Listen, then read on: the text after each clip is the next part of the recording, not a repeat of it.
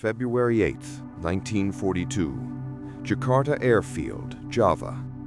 A Boeing B17E Flying Fortress, serial number 412471, lay abandoned on the wet tropical strip. Its American crew had fled only hours earlier, driven off by the rapid advance of Japanese forces. Though it had suffered damage in a crash landing, the bomber remained largely intact. In the days that followed, Japanese troops would discover this aircraft and others like it, scattered across Java's seized bases. What those engineers and technicians learned by dismantling and studying these machines would challenge their assumptions about enemy industrial capacity and alter their view of modern mass production. The B-17 was more than a piece of military hardware. It was the physical expression of a manufacturing philosophy, a way of organizing factories, tooling, and labor that stood in stark contrast to Japanese wartime production. Over the next 3 years, teams of Japanese aeronautical engineers would take apart captured B-17s piece by piece, record measurements, translate manuals, and reconstruct systems. The conclusions they reached were sobering. The American approach to manufacture and maintenance allowed for quantity without sacrificing interchangeability and reliability. For engineers used to hand-fitted parts and artisan skill at every stage, the implications were unsettling. The story begins in March 1942, as Japanese forces completed their conquest of the Dutch East Indies. At Miloan Field in Java, inspection teams found B-17E 412471 in surprisingly good shape, despite missing its nose and engines. Around the island, additional flying fortresses awaited evaluation in various states of damage. Japanese aviation editor Toro Saito toured the newly captured bases almost immediately after occupation and reported seeing at least 4 B-17Es being prepared for detailed examination, one at Milong, another at Cirebon, and 2 more at Bandung. Bandung, later spelled Bandung, quickly emerged as an American maintenance hub, and it was there that Japanese technical crews from the Kokugijud Kenkyujo, the Air Technical Research Institute, began their initial inspections. The Kokugijud Kenkyujo was Japan's top aeronautical research organization, based at Tachikawa near Tokyo. It gathered the nation's most advanced aircraft designers and engineers. When word of intact B-17s reached Tokyo, the institute dispatched teams to Java to collect aircraft, manuals, and whatever intelligence could be gleaned. The task was not simple. The B-17E was the most advanced version of the Flying Fortress then deployed to the Pacific Theater, and its systems, electrical, hydraulic, engine installations, were more sophisticated than anything the Japanese engineers routinely encountered. In many cases, technicians had to work from partially wrecked airframes, scavenging usable parts from multiple machines, and even relying on captured Allied mechanics forced to help in repairs. Undaunted, the Japanese crews set to work. Over the course of months, they brought at least 2 B-17Es back to airworthiness. A third, a B-17D captured at Clark Field in the Philippines, had been flown to Japan earlier in the campaign. Once restored, the 2 restored B-17Es were prepared for the long ferry to the home islands. The journey required careful planning. Flight plans were written to ensure Japanese air defenses would not mistake the recaptured bombers for hostile targets. Fighter escorts were assigned, and transport aircraft, including the Nakajima L-2D, a license-built DC-3, accompanied the fortresses as motherships. Every air defense unit along the route was notified in advance. In May or June of 1943, the 2 restored B-17E successfully arrived at Tachikawa Airfield, joining the B-17D that had arrived from the Philippines. Japan now possessed 3 examples of America's principal heavy bomber for in-depth analysis. Major Kazuyuki Saito of the Imperial Japanese Air Force headed the evaluation team at Tachikawa. A seasoned aeronautical engineer with a background in aircraft design and testing, Major Saito assembled a specialized group: lieutenants, assistant engineers, test pilots, and propulsion specialists. Their mission was exhaustive: document every design detail, every manufacturing technique, and every operational characteristic. With complete instruction manuals captured along with the airframes, the Japanese team set about a forensic, laboratory-style examination. They began with the airframe. Engineers methodically measured panel thicknesses, rivet spacing, the dimensions of structural members, and the fit of mating parts. What they discovered repeatedly surprised them. Rivet holes aligned with remarkable precision across the 3 aircraft. Structural components were interchangeable. Panel forming showed consistent, identical characteristics from one machine to the next. This was not the work of solitary craftsmen adapting parts to an individual airplane. It was evidence of a standardized mass production approach in which components produced in different places and at different times would fit together without modification. For Japanese aircraft production, the contrast could not be sharper. Japanese factories of the era relied heavily on skilled artisans and machinists who formed and fitted parts individually. No 2 airframes were truly identical, and replacement components frequently had to be matched and adjusted to fit. That approach created dependence on expert fitters and painstaking hand adjustment during repairs. The American method discovered in the B-17s was different. Precision tooling and standardized manufacturing produced consistent parts that could be swapped between machines without bespoke fitting. The practical benefits were immediate.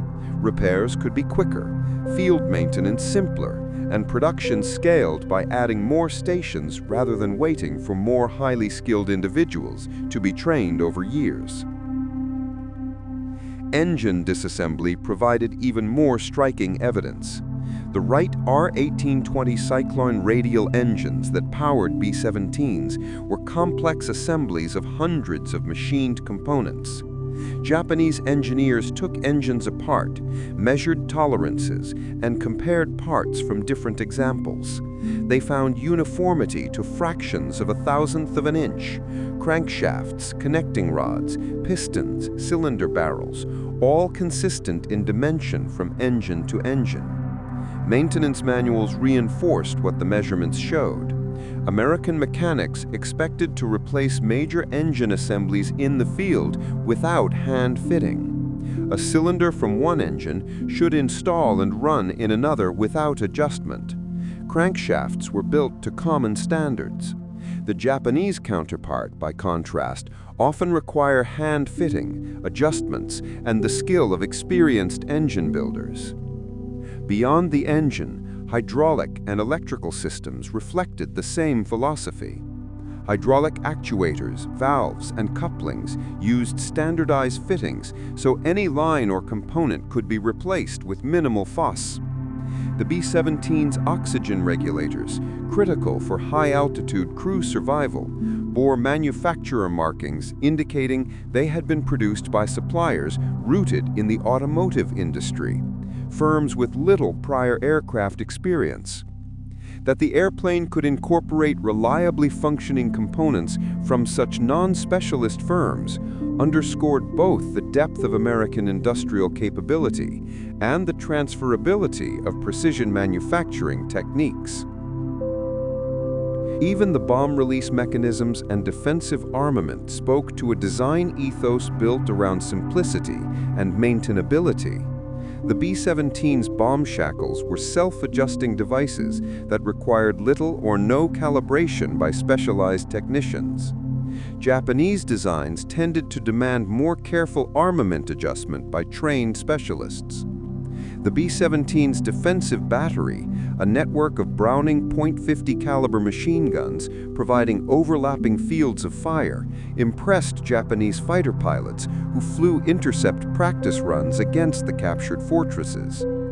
Although the guns were not manufactured to the same exacting tolerances prized by Japanese ordnance technicians, in fact, they seemed crude by those standards. They were robust and reliable in action.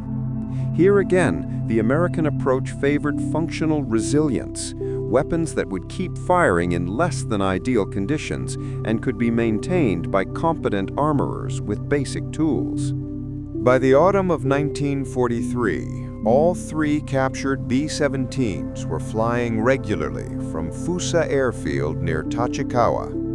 Japanese pilots logged test flights, measured performance, and practiced interception tactics against the fortresses. Training films, used for both technical study and propaganda, depicted Japanese fighters attacking captured B-17s. Sometimes the aircraft were repainted to display American insignia for realism. The propaganda films, however, did not show the more disturbing lesson pilots and engineers learned after repeated encounters. While fighters could sometimes score hits, the B-17's defensive firepower and rugged structural strength made it an incredibly tenacious adversary. That tenacity, combined with American capacity to replace lost aircraft in vast numbers, created a mismatch Japanese planners could not ignore. Published analyses began to circulate within Japanese technical circles. In February 1943, the Asahi Press produced a volume titled Anatomy of the Enemy's Aircraft, an extensive compendium documenting captured Allied machines, with the B-17 receiving special attention. Photographs, technical drawings, and specifications filled the pages, and the book became required reading for Japanese aeronautical engineers. Articles in periodicals such as Koku Asahi, focused aviation journals, featured assessments of the fortress by established Japanese designers. One contributor observed that the B-17E was a modernized evolution of a design dating to the mid-1930s. Yet, regardless of its lineage, the aircraft's subsystems had been refined to such an extent that cockpit complexity had been reduced and systems integration simplified. In other words, the airplane achieved operational effectiveness through engineering integration and thoughtful subsystem design. Not all of the observations were couched in blunt language. Articles and official studies often skirted the explicit conclusion that Japanese industry could not match American mass production at scale. But the underlying data was difficult to deny. Measurements taken from rivet installations in a damaged B-17 destroyed later in the war were particularly revealing. When one of the captured B-17s was accidentally destroyed on the ground during an unexpected crosswind, Japanese engineers cut into the wing structure to examine joints and rivet installation up close. They measured hundreds of rivets and found diameter variations of less than 20,000ths of an inch and installation depths consistent within 1/10,000th of an inch. Such repeatable, minute tolerances in rivet placement were not feasible by hand alone. They implied the use of automated or semi-automated riveting equipment. The machine-based nature of production, master tooling, dies for stamping panels, automated lathes for machining spars and struts, was evident. Understanding the implications required more than technical curiosity. If parts were truly interchangeable and produced to narrow tolerances, field maintenance could be simplified. A mechanic with basic training could swap assemblies and get an aircraft back into the air. The training curve for mass scaling of production became less about creating artisans and more about tooling, quality control, and process management. Japanese manufacturing, which had long prized the individual craftsman's skill, lacked these broad, systematic production capabilities. Scaling required not just more workers, but a different industrial architecture, one that integrated precision tooling, standardized parts, and repeatable processes. That realization carried strategic weight. By 1944, American aircraft production reached staggering numbers, tens of thousands of airframes a year, while Japan lagged far behind. The numerical disparity underscored the tactical reality. Losing an aircraft in combat now had different consequences, depending on whether your factories could produce reliable replacements. The B-17s that Japanese engineers examined made clear that American industrial organization allowed for both quality and quantity. It was not that American designers had discovered magical aerodynamic secrets or that materials were inherently superior. Rather, it was the conversion of design into repeatable production processes that mattered more in an industrial war. Japan did attempt to absorb lessons from the captured machines. In some cases, engineers looked to the B-17 and other Allied types for ideas. Turbo superchargers and high-altitude performance, for instance, became areas of study. There were ambitious domestic projects, such as the Nakajima G5N bomber, inspired in part by captured Douglas transports, and later the G8N land bomber. Yet the broader challenge remained the same. High-temperature alloys, precision machining, and reliable mass production techniques were difficult to implement under wartime constraints and with limited industrial resources. Some experimental components like turbo superchargers were understood in principle by Japanese engineers, but producing them consistently with the required quality proved elusive. Even when prototype units were built, they often suffered from reliability problems that hampered operational success.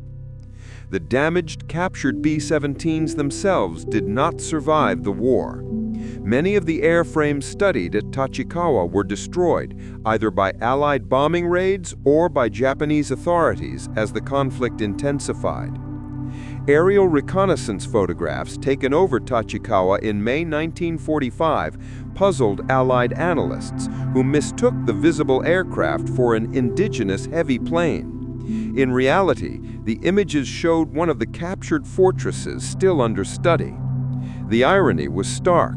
For years, the B-17s had been teachers to the engineers who examined them, yet they had become casualties of the same industrial struggle they had helped illuminate.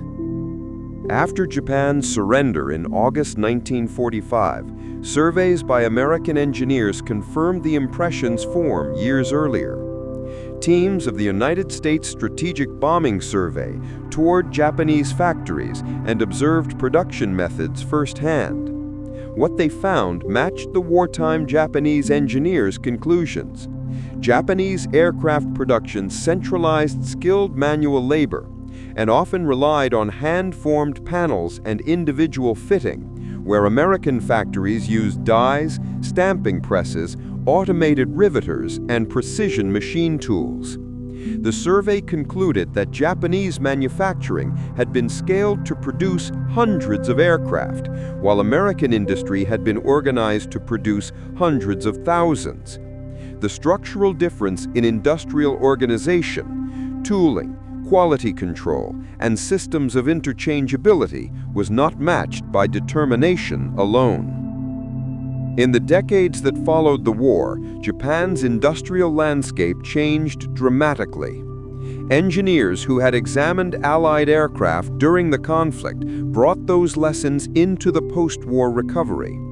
They recognized that matching advanced industrial competitors required more than copying product shapes. It demanded systemic transformation of production. Skilled craftsmen remained valued, but their roles shifted, from being the builders of end products to being the designers and overseers of production systems and tooling. Precision, once the province of an individual's hands, became the responsibility of jigs, dies, and machine centers. This metamorphosis didn't happen overnight. It took decades of investment in machine tools, process engineering, and organizational methods to convert a crafts-based system to one capable of mass precision production. By the 1960s and 1970s, however, Japan had achieved remarkable success. Companies such as Toyota, Sony, and Honda combined meticulous attention to product detail with systematic, organized production.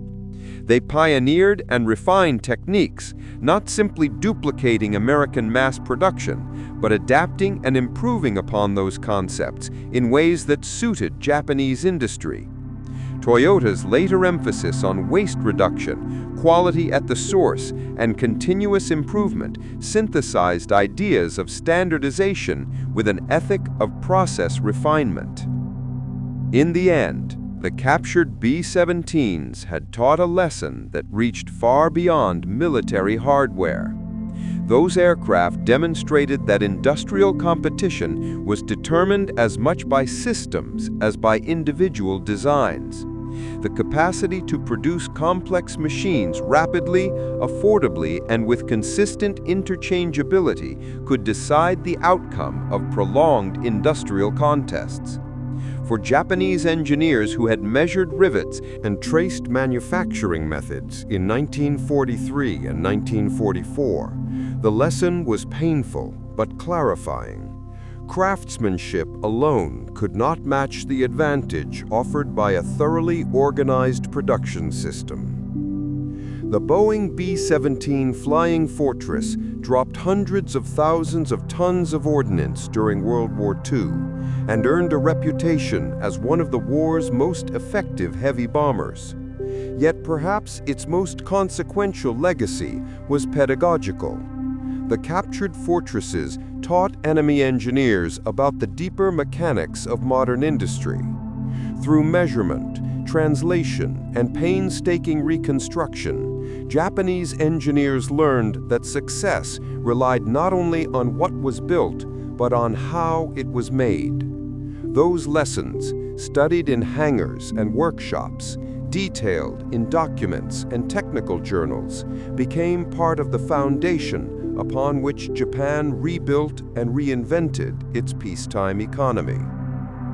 From a muddy Java airstrip in February 1942 to the automated factory floors of post-war Japan, the story of the captured B-17s is a story about systems. It is a story that shows how examining a competitor's tools can expose invisible strengths. The jigs, the dies, the measurement standards, and the process controls that together allow a nation to translate design into large-scale, reliable production. The fortresses were teachers in an unexpected classroom. Their quiet steel and rivets spoke lessons that reshaped an entire industrial culture.